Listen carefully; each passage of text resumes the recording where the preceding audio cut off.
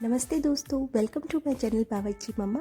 आज जो मैं आपके लिए रेसिपी लेके आई हूँ उसका नाम सुनते ही आप एक्साइटेड हो जाएंगे। जी हाँ, सही समझे आप, पास्ता। लेकिन आज इसे बनाएंगे थोड़ा सा हटके, एक डिफरेंट स्टाइल में। सोचो, एक तरफ इटालियन स्टाइल पास्ता और दूसरी तरफ हमारा देसी इंडियन तंदूरी तड़का। देखा, सुनते ही मुंह में पानी आ गया ना। तो सोचो खाने में कितना कमाल होगा। तो चलिए इसे बनाना शुरू करते हैं।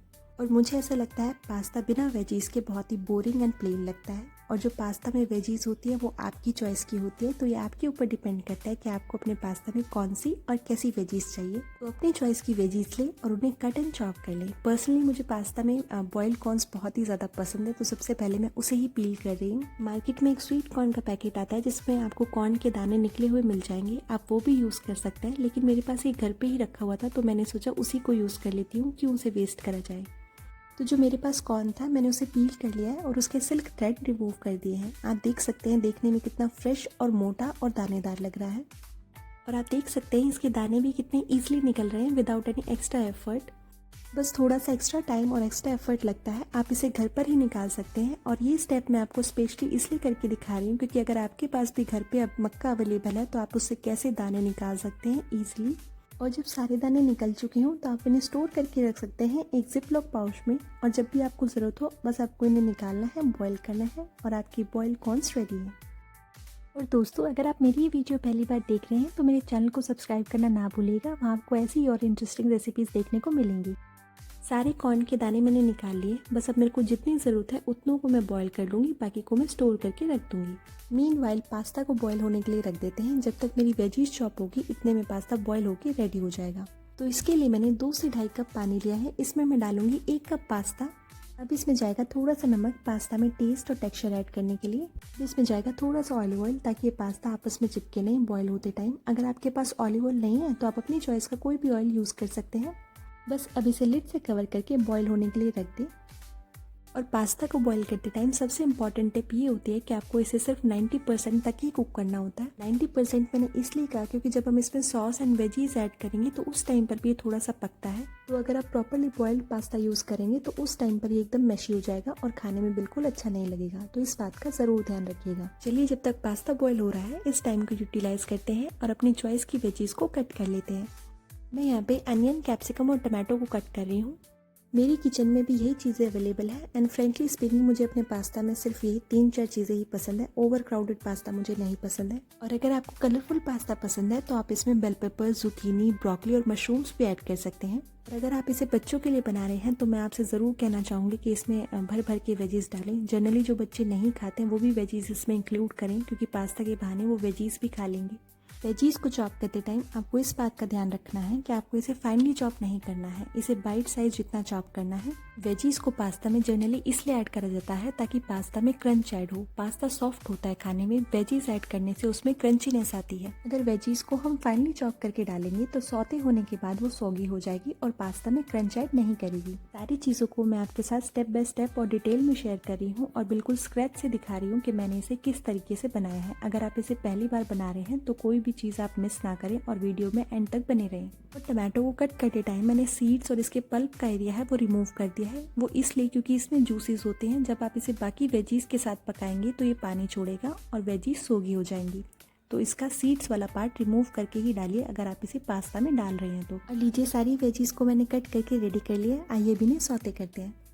इसके लिए मैंने लिया है एक नॉनस्टिक पैन, उसमें मैं डाल रही हूँ सरसों का तेल। सरसों का तेल मैंने इसलिए यूज़ करा है क्योंकि मुझे इसे तंदूरी फ्लेवर देना है। अगर आप इसमें ऑलिव ऑयल यूज़ करना चाहते हैं तो वो भी कर सकते हैं। सरसों के तेल को अच्छे से गर्म कर लें ताकि इसकी कड़वाहट निकल जाए। उसके बाद इसमें कट की हुई वेजीज को ऐड करें।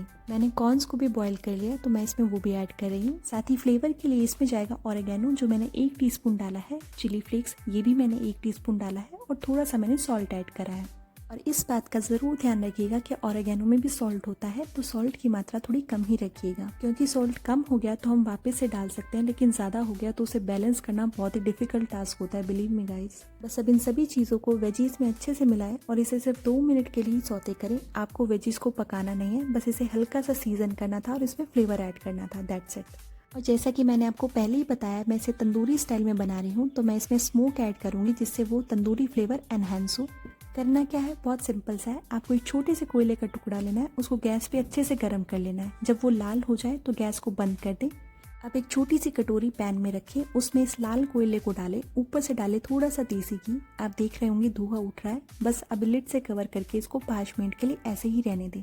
5 मिनट के बाद लिड को हटाएं और आप देख सकते हैं आपकी स्मोक्ड वेजीज रेडी हैं। बहुत इजी वे है वेजीज में स्मोक ऐड करने का, आप घर पे इसे इजीली कर सकते हैं। और ऐसा करने से वेजीज में एक तंदूरी और स्मोकी फ्लेवर आता है जो खाने में बहुत ही ज़्यादा अमेजिंग लगता है। बस अब इन वेजीज को एक सेपरेट प्लेट में निकाल लें और सेम पैन में ऐड करें एक बटर का क्यूब। पास्ता की सॉस में बटर ना हो ऐसा हो नहीं सकता है ना। बटर को मेल्ट कर लें और आप सोच रहे होंगे कि इसे गोल गोल क्यों घुमाई जा रही है, तो मैंने सेम पैन ही यूज़ करा है जिसमें मैंने वेजीज सौते करी है और जो इसमें वेजीज के रेजिड्यू हैं वो जले नहीं, इसलिए मैं इसे अच्छे से बटर से ग्रीस कर रही हूँ। और जब बटर अच्छे से मेल्ट हो गया तो मैं इसमें ऐड करी हूँ 1 से 1.5 टेबलस्पून मैदा। मैदा आपको ज़्यादा ऐड नहीं करना है, बस उतना ही ऐड करना है जितना वो बटर में आसानी से मिल जाए। अगर आप ज़्यादा मैदा ऐड कर देंगे और बटर कम रह गया तो वो लम्स क्रिएट करेंगे और फिर आपकी सॉस खराब हो जाएगी। तो इस बात का खास ख्याल रखिएगा। अच्छा सॉस बनने की शुरुआत यहीं से ही होती है। अगर ये चीज़ आपकी बिगड़ गई तो आपकी सॉस भी बिगड़ जाएगी। आप देख सकते हैं मैदा और बटर दोनों आपस में मिल चुके हैं, कोई भी लम्स क्रिएट नहीं हुआ है। बस आपको भी यही कंसिस्टेंसी मेंटेन करनी है। जब मैदा अच्छे से भुन जाए आप देख सकते हैं इसका कलर चेंज हो गया, ये लाइट ब्राउन कलर का हो गया है। इस टाइम पर इसमें दूध ऐड करें। इसके लिए मैंने अप्रॉक्स 1 कप दूध यूज़ करा है और दूध को कभी भी आपको एक साथ नहीं डालना है, हमेशा दूध को बैचेस में ऐड करें। पहले थोड़ा सा दूध डालें, मिक्सचर को अच्छे से मिलाएं ताकि इसमें कोई लम्स फॉर्म ना हो। उसके बाद जो बाकी का दूध है वो ऐड कर दें। और जो दूध का रेशो है वो इस बात पे भी डिपेंड करता है कि आपको अपनी सॉस कितनी थिक या कितनी रनी चाहिए। अगर आप अपनी सॉस को थिक रखना चाहते हैं तो बस अब इसमें बाकी का दूध मत ऐड करिएगा। अगर आप अपनी सॉस को एक मीडियम कंसिस्टेंसी की रनी और फ्लोई रखना चाहते हैं तो इसमें थोड़ा सा दूध आप और ऐड कर सकते हैं। और आप देख सकते हैं इस मिक्सचर में एक भी लम्स नहीं पड़े हैं। तो जो मैंने स्टेप्स आपको बताए हैं उसे केयरफुली सुने और वही फॉलो करें। आप घर पर इसे परफेक्टली बना सकते हैं, वो भी एक ही बार में। अब मैं इसमें ऐड कर रही हूँ 1/4 कप फ्रेश क्रीम। आप घर की बनी मलाई भी यूज़ कर सकते हैं। और एक इम्पॉर्टेंट टिप, अगर आप घर की बनी मलाई यूज़ कर रहे हैं तो एक बार उसे ब्लेंडर जार में डालकर ब्लेंड कर लें। अगर आप मलाई को डायरेक्टली ऐड कर देंगे तो पकने के बाद उसमें से घी अलग हो जाएगा और फिर जो आपकी सॉस आप बना रहे हैं उसका टेस्ट खराब हो जाएगा। तो बेटर है पहले ब्लेंड करें उसके बाद ऐड करें। साथ ही इसको तंदूरी फ्लेवर देने के लिए मैं इसमें कुछ रेगुलर और बेसिक से मसाले यूज़ कर रही हूँ, वही जो हर सब्जी में यूज़ होते हैं। कश्मीरी लाल मिर्ची, हल्दी, धनिया पाउडर, मैगी मसाला। साथ ही मैंने इसमें डाला है ऑर्गेनो, चिली फ्लेक्स, एक चीज़ की स्लाइस मैंने डाली है ताकि ये सॉस थोड़ी क्रीमी एंड चीज़ी बने। और लास्ट में इसमें जाएगा नमक। और मैं आपसे फिर कहना चाहूँगी कि ऑर्गेनो और चीज़ स्लाइस में ऑलरेडी नमक है तो स्टार्टिंग में कम ही नमक डालिएगा। अगर कम रह गया तो आप वापस से दोबारा डाल सकते हैं। बस अब इन सभी मसालों को सॉस में अच्छे से मिक्स करें और जब आपकी चीज़ स्लाइस मेल्ट हो जाए तो गैस की फ्लेम को टर्न ऑफ कर दें। और लीजिए घर पर ही बन के तैयार है आपकी तंदूरी सॉस, एकदम मार्केट स्टाइल। इस डिश के सारे एलिमेंट्स मैंने रेडी कर लिए हैं और स्टेप बाय स्टेप सारे आपको डिटेल में दिखा भी दिए हैं। चलिए अब इन्हें असेंबल कर लेते हैं लेयर बाय लेयर। सबसे पहली लेयर होगी हमारी जूसी एंड सॉटेड वेजीज की, उसके बाद जाएगी बॉइल्ड पास्ता की लेयर, देन आएगी तंदूरी सॉस। ये आप अच्छे से डालिएगा, कंजूसी बिल्कुल नहीं करिएगा क्योंकि फ्लेवर तो इसी सॉस से ही आएगा। और जब आप इस तंदूरी सॉस को डालें तो थोड़ा फैला के डालिएगा ताकि सारे कॉर्नर्स में इवनली स्प्रेड हो जाए। इसे एक जगह इकट्ठा करके मत डालिएगा। अब हम इसे दोबारा से स्टैक करेंगे वही वेजीज की लेयर से, देन पास्ता और देन तंदूरी मेयो। मेरे पास एक लार्ज साइज का माइक्रोवेव सेफ मग है तो मैं उसी में ही इन सभी चीज़ों को असेंबल कर रही हूँ। अगर आपके पास ओवन नहीं है तो आप इसे कढ़ाई में भी बेक कर सकते हैं। उसके लिए आप किसी केक टिन का यूज़ कर सकते हैं इसकी लेयरिंग करने के लिए। और उसके बाद ऐसे ही लेयर बाय लेयर उस केक टिन में इन सभी चीज़ों को अरेंज करना है। उसके बाद उसे बेक कर लेना है कढ़ाई में। और लीजिए इट्स ऑलमोस्ट रेडी। बस लास्ट में थोड़ी सी कलरफुल वेजीज और लगा देते हैं। लास्ट में इसकी फिनिशिंग करेंगे सबकी फेवरेट चीज़ से। जी हाँ, मैंने इसमें खूब सारा मोज़रेला चीज़ डाला है ताकि एकदम ही चीज़ी बने। और लीजिए तैयार है ओवन में जाने के लिए। ओवन में रखने से पहले उसे प्री हीट करना ना भूलें। मैंने 5 मिनट के लिए उसे 180 डिग्री पर प्री हीट करा है। उसके बाद मैंने इसे बेक होने के लिए रख दिया है जब तक चीज़ मेल्ट ना हो जाए और ऊपर की क्रस्ट लाइट ब्राउन ना हो जाए। इस प्रोसेस को कंप्लीट होने में 5 से 7 मिनट लगेंगे। इस दौरान मेरे ओवन का टेम्परेचर 180 डिग्री मेंटेन्ड है।